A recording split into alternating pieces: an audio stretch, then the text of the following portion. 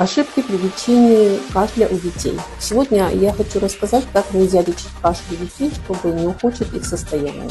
Нельзя давать детям до 3-4 лет откаркивающие средства и мукколитики. Не всегда можно, а зачастую даже не нужно использовать антибиотики при простудных заболеваниях, сопровождающихся кашлем у детей. Эти заболевания чаще всего вызываются вирусами, а, как мы знаем, антибиотики неэффективны при лечении вирусных инфекций. Еще, что немаловажно, неправильное использование антибиотиков может привести к развитию антибиотикорезистентности. Нельзя подавлять кашель, так как кашель является защитным механизмом организма для очищения дыхательных путей.